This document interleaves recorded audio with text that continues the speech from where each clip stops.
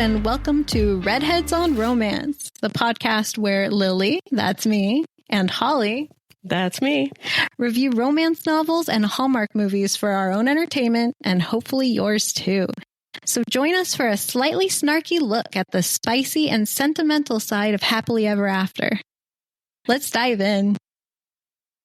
Welcome to our second episode. Today we will be discussing Happy Howlidays, which is a official Hallmark. I should correct. Last time we said Hallmark movie, it was actually a Netflix movie.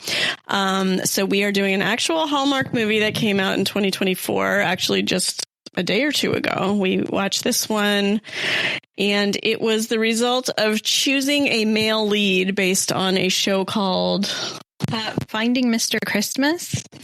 So Lily watched the full series. I only watched a little bit of it, and she's going to fill us in on how they managed to come up with the worst actor ever chosen for a lead role. Lily. Sure. So a show on the Hallmark Channel recently came out called Finding Mr. Christmas. It was Jonathan Bennett's brainchild. If you are not aware of who Jonathan Bennett is, which it seems Holly isn't aware who he is, he, I think his first claim to fame is he starred in Mean Girls. Opposite Lindsay Lohan, as Aaron Samuels, the love interest. You know, what day is it today? And it's October 3rd. Back to me. It's coming back. Okay. Yes. So he also is what you would call, I think, a regular Hallmark hunk. He has starred in quite a few Hallmark movies. Most recently, I think he actually played an out gay character, which was, I think, kind of a big deal.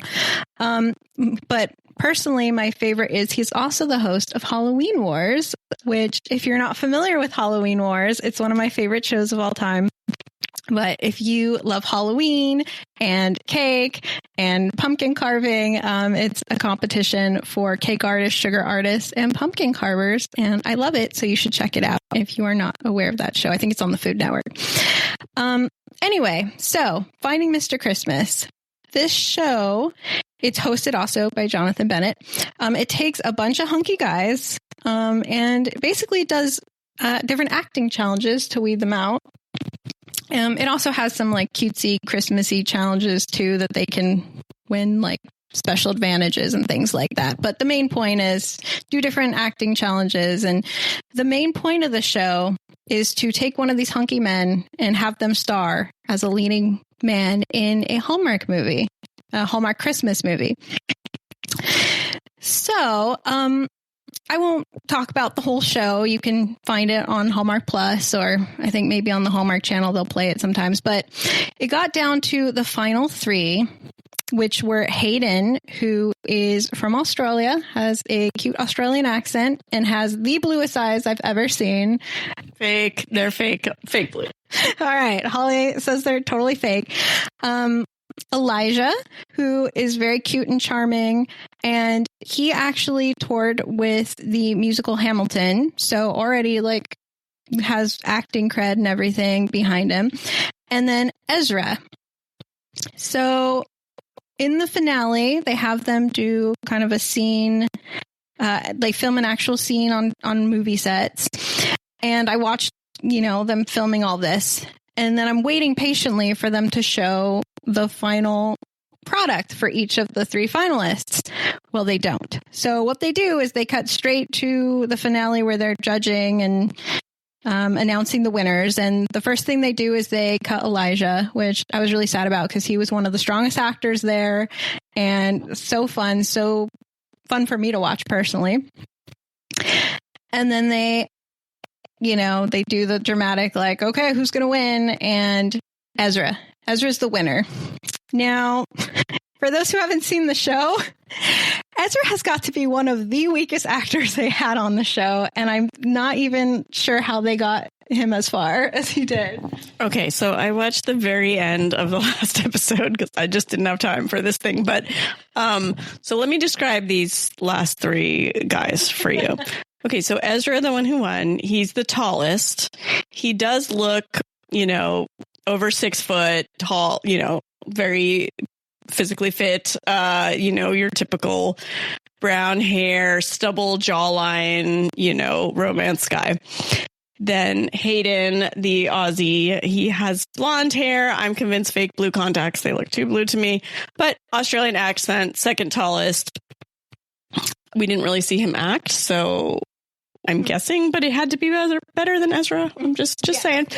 And then what was the last guy's name? Elijah. Elijah.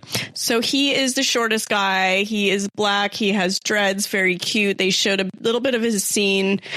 His face, obviously, he knew what he was doing in the acting. So I think acting wise, obviously, if he got a role in Hamilton, this guy knows how to act. So we're a little bit questionable as to how they ended up picking Ezra. Is it just for looks? Is it all fixed? We don't really know. I think, my tinfoil crazy hat conspiracy theory is that they didn't show all three of their final scenes before they picked a winner, because I feel like if they did, it would have been clear Ezra was probably the weakest out of the group. So the fact they didn't show any of their scenes after it was all done filming, and then it's only after Ezra won, you see his scene and you're still like, ooh. Getting better and better. Oh, he just kept getting better, and the take 2 was better than take 1. But we saw the final take that they showed, and it still wasn't that good. No, I mean, he's trying, and I'm not going to say he can't get better or anything like that, but for literally a competition about starring in a movie, I don't think he should. Should we jump into Happy Holidays? Okay, so Happy Holidays. It came out about 2 days ago. A couple days ago. I don't know. It's December 21st right now. So we watched it. Oh boy. So they show this house that it's apparently later we find out in Seattle. This house is on the water, literally on the water, 2 stories, beautiful mansion. I mean, it's not a mansion, but if you live in Southern California like us, if you live on the water anywhere on the West Coast, you're talking millions. They show a lady. She's very pretty. She has brown hair, blue eyes, very gorgeous. She's in bed. She flips open the covers when she wakes up, and there's a bag of chips all over the bag. The chips, they're all over her sheets. She grabs one and eats it. She's smelling her clothes. Are they clean enough to wear? She's, hot mess is what they're going for. And we'll get to a little bit more, but so that's kind of the opening of Happy Holidays. Do you want to take it? Yeah.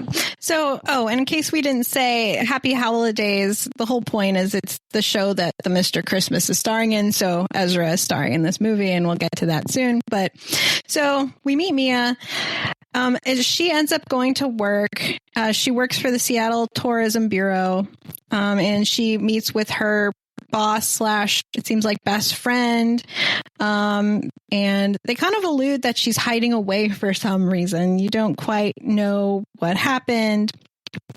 And then she gets a video call from her parents, and they want to know why she doesn't want to come home for Christmas. She seems very reluctant to do so. And then eventually you just cut to her leaving work and walking home in the rain. This is Seattle, so of course it's raining a lot there, I guess, but it's the fakest rain I've ever seen in my life.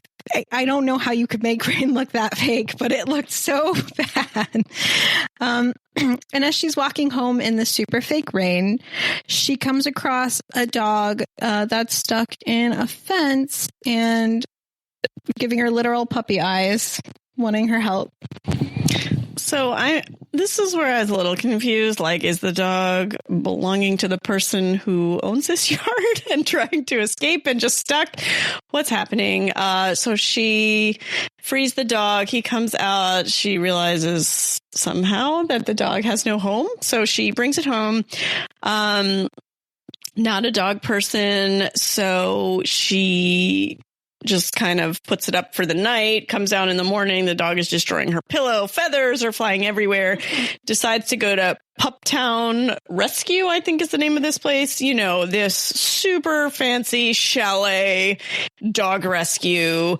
Walks inside. The guy who runs the rescue is Ezra. And I literally wrote down dead eyes because he was so flat. Like, I mean, a good looking person, it doesn't matter. He just never changed his eyes. His eyebrows never moved. His eyes didn't change. He just kind of, no, we can't take any more dogs. You have to bring it home. Like, but he kind of was mad about it. I don't know.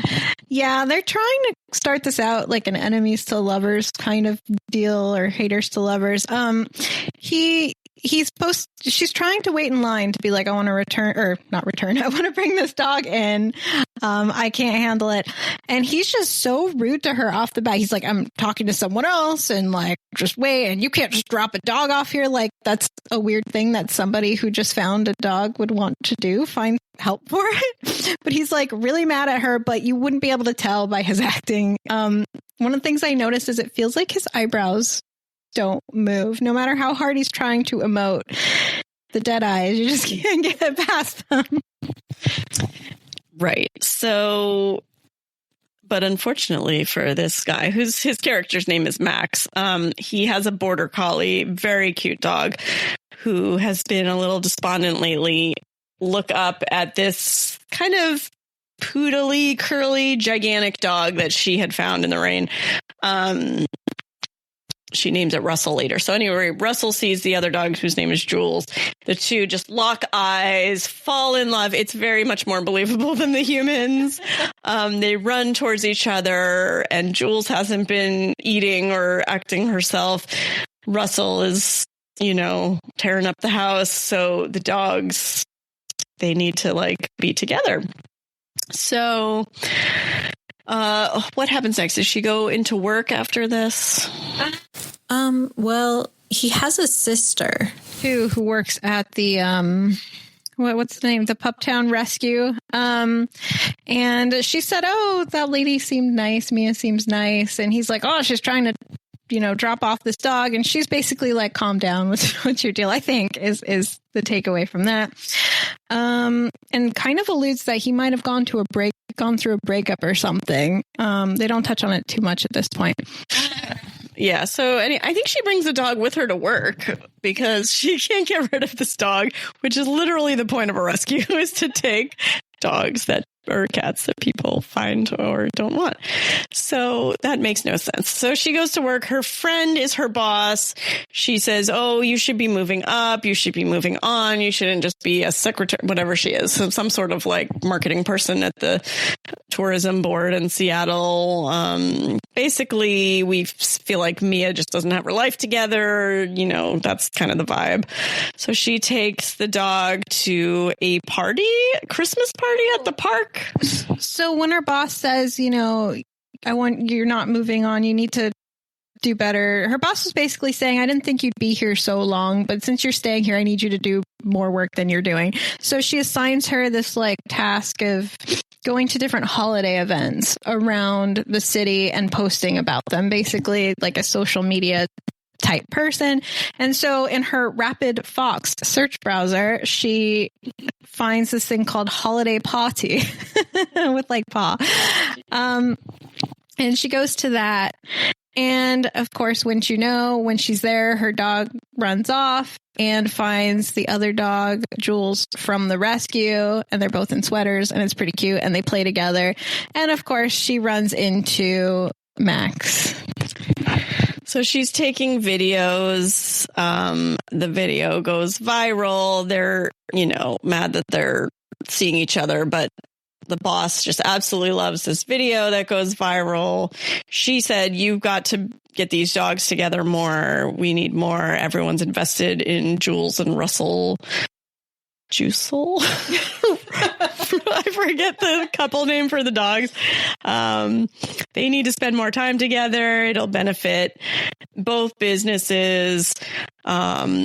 So somehow Max and Jules come over to Mia's house and they're in her bedroom. What happened? So Max was basically like, well, if they're going to hang out more together, I need to see your house. And she's like, excuse me. And his whole thing is, I need to make sure you're a responsible dog owner. I won't take this dog from you to the rescue, but, let me check and make sure your house is okay. And yeah, he somehow ends up in her bedroom. He's telling her the dog needs to sleep in there and not in the living room by himself.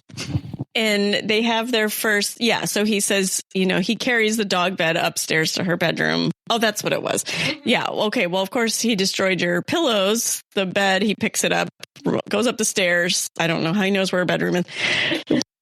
Goes into her bedroom, plops the bed down on the floor right up beside her bed. And then the two of them, are kind of having this look into each other's eyes. For the first time, you're like, oh, okay, they feel a little spark here. So that's kind of segues into the chainsaw artist sculptures. And I can't really remember why. They just kind of want to take Jules and Russell to do... Oh, it was Jussel.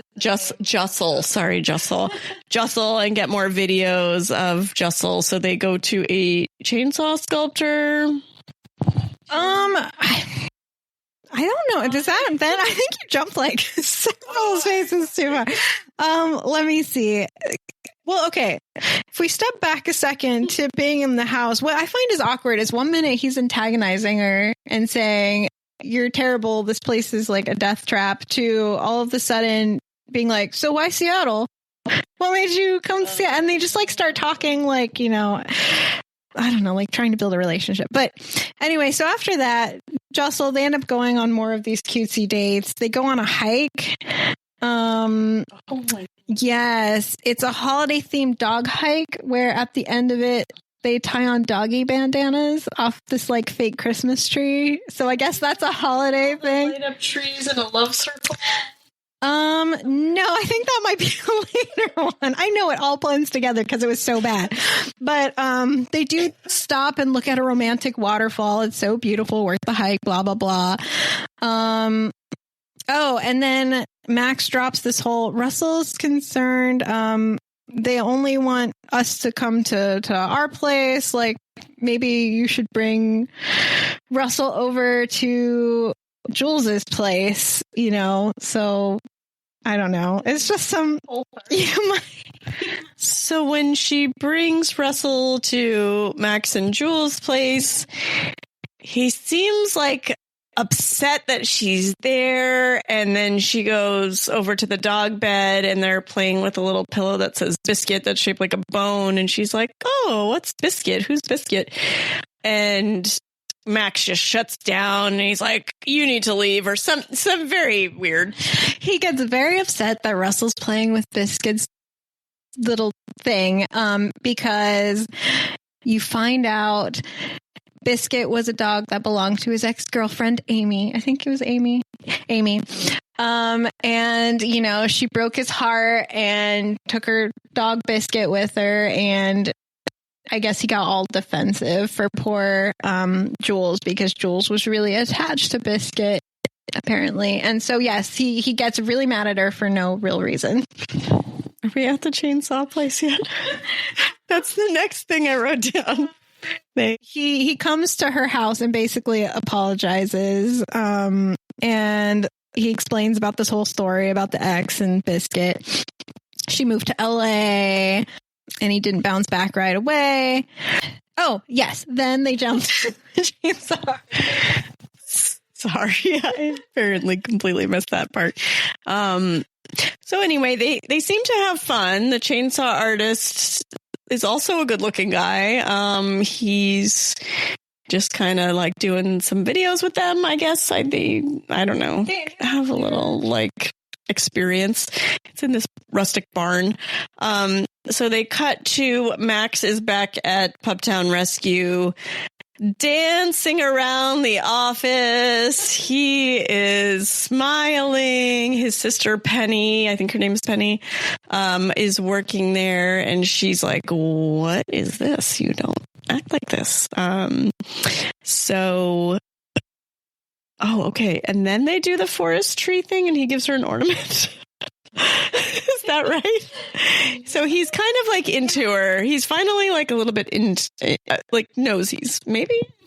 Yeah, I think at that point, so he was dancing around. His sister's like, hey, you seem really happy. You should hang out with Mia more or something. I don't know. And also you find out that their landlord is requesting a lot of money for the Puptown rescue and they don't have it, but they count on this big donation every year that comes in. And so that's a separate thing. But he ends up going out with Mia and takes her on another hike. But this goes to the True Love tree, okay. True Love Christmas tree. And he says something like, I think it's like, it's off the beaten path because it means something like you got to get lost to find love or something like that. Oh, we totally neglected to mention that at the very beginning of the movie when Max and Mia meet and they like hate each other and decide to hang out, they decide they're hanging out for the dog's benefit. And in that they made a pact that they're just not going to fall in love. Right. Because that could ruin it for the dogs if they break up, like his ex. Obviously, you discuss not falling in love with every guy that you meet. So this is the big scene. Okay, we're finally at the hinge point for all Hallmark viewers. It is raining. They're coming back from the tree, whatever thing. They get all wet. I mean, a little bit wet, whatever. Like the dogs need to be dried off. She goes upstairs to get towels. Comes downstairs just as he's taking his shirt off. Okay, so this is the big like scene that they show in all previews because it's like the only good scene in the entire movie. I mean, the only shirtless scene. The guy looks amazing, like without his shirt on. This is what I think.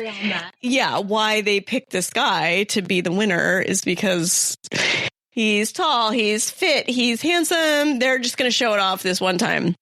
So she comes down the stairs. She looks at him and he says something. She goes, sorry, what did you say? And she's clearly dazed by his amazing body. And he goes, do you want to throw this shirt in the dryer too? Like he's just completely oblivious to how he looks. Do you have anything to add about this scene? No, yeah, I just think it's funny a guy who looks that attractive would just be totally unaware that this woman's ogling him so much. She brings down her old shirt that she was actually wearing in a previous scene from university, and there is no way this shirt would fit him. The premise, I think, is just to get him in the tightest shirt possible. Even when he puts the shirt on, there's no way this would fit him. Like, it's just ridiculous to even assume that shirt would fit him. But he puts it on and it's super tight. And he asks, oh, wait, what did you go to school for? She says biochem. And you're like, ooh, like, really? Because earlier she basically sounded like she didn't have her life together. So what happened? She got this, fancy degree. And so they're both standing there. He realizes this is his moment. Finally, she's kind of close. He gets closer. They're like leaning toward, he's about to go in for the kiss. Knock on the door. This is the oldest thing in the book for romance novels, right when the characters are about to get together. So she answers the door. It's her parents. Talk about a buzzkill. Hi, Mom and Dad. And I could swear this was Peter Gallagher was her dad, but it's actually Dime Store Peter Gallagher.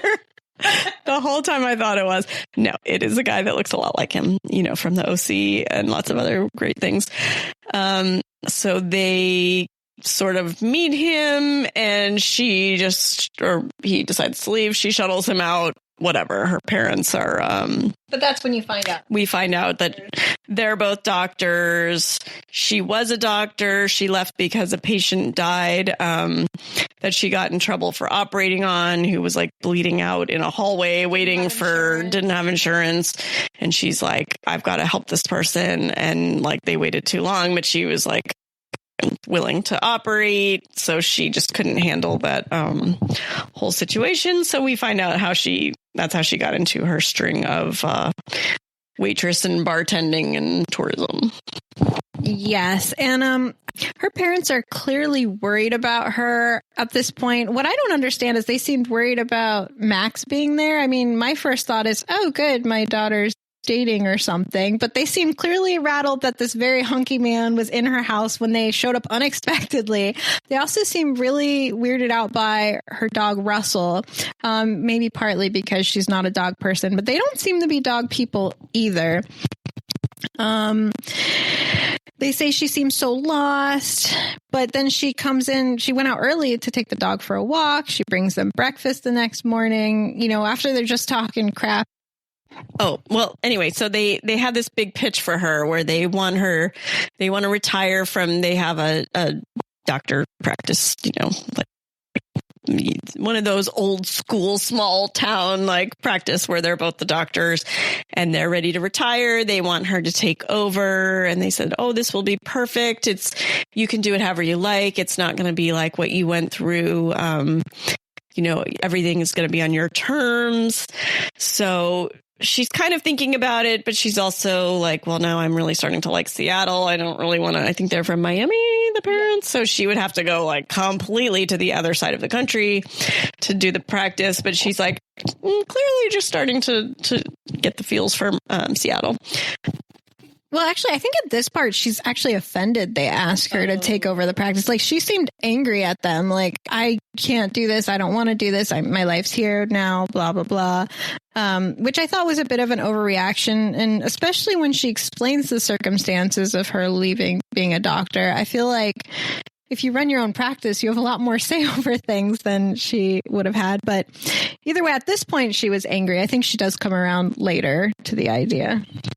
So I think she's kind of feeling a little more friendly toward Max at this point. So she goes back to his house to tell him, oh, you won't believe what my parents said. And so Max kind of opens the door weird. I felt like there was a girl inside his place. And so sure enough, he like comes out, and then a few minutes after she starts talking to him, this girl pops out. Oh, hi, I'm Amy. And like clearly asserting her territory around this other beautiful woman.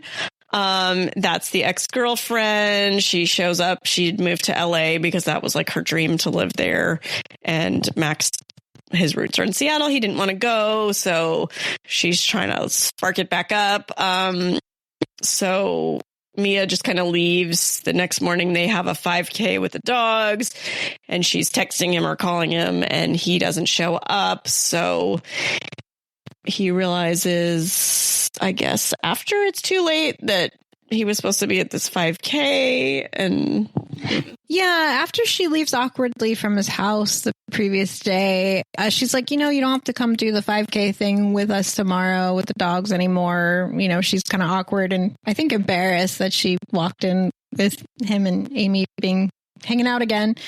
But he's like, no, this is important. I'll be there. So he told her he'd be there, but he ends up being out with Amy for a while and loses track of time, and oops, didn't show up. So, that's a big deal. And the next thing I wrote down was that the big donation doesn't come through. So Pumptown Rescue is in a world of hurt. They're going to not make it through the holidays. What's going to happen? Penny decides, I guess, she's going to go straight to Mia behind Max's back. Yes, and I do want to point out there's a moment when Amy and his sister interact with each other, and it seems very clear that the sister doesn't like Amy. Maybe it's just because she broke his heart. I don't know, but there's already a dislike there. But yeah, she goes behind his back to go talk to Mia and let her know what's happening with the rescue and that they're in trouble. I guess Mia's secretly a marketing wizard because they come up with this fundraiser. I still don't really understand where the money was coming from. It costs a lot of money to put this thing on because I have done these things. They set up all these booths for, I don't know if it's different businesses, but the main thing was that they put pictures of all the dogs up for adoption. And they're adopting out all the dogs. It's great. There's money. Penny's counting the money at the end, but oh no, it comes up short. Yes. Oh, I do want to say before this, she does, Max tries to apologize to her and she's pretty angry, obviously. And she basically says at this point, she decides she's going to take the job in Miami. She's going to go be a doctor out there. And so she's leaving. Too bad. But after the sister comes to her, she decides to help out with this fundraiser. They do this. Max is asked to do a speech, which is even more awkward than you would think it would be with somebody who's uncomfortable with speeches, as he's supposed to be acting, because he also can't act very well. So it's even worse than that. But she goes in and she gives a whole speech, and it's very heartwarming. And adopting Russell, she announces at the speech. Yeah, she announces at the speech that she's adopting Russell. So yes, they came up short with the money. But then, wouldn't you know it, her parents donate the rest of the money. They said, we could see this brings out the best in you. You're doing really well here, and you're helping people, or in this case also animals, in a different way. So we'd like to donate. So yeah, that's basically it. She tells her parents she wants to be a vet. Oh no, they don't say that until I think it's the next day. They're both running through Seattle, somehow knowing where the other person is, trying to find each other. He tells her that he's not going to LA with Amy. She tells him she's not returning to Florida. And that's the big moment, the confession and the kiss. So I would rate this definitely a 1 out of 5 chili peppers. The kiss was pretty good. It wasn't like painful. It was pretty good. But this guy was just like the worst actor. It was unbelievable. It was almost unwatchable, like how bad he was. Would we give our reserved 1 star to this movie? I think so, which is such a shame, because the movie itself and all the actors around it were trying so hard. And if it was a normal Hallmark actor, I would have said it would probably be at least a 3-star. Like, it was entertaining for what it was, but he was so bad. Yeah, it's really sad. I think we're not really sure why this guy won the competition, other than he was the tallest. Is basically what it is.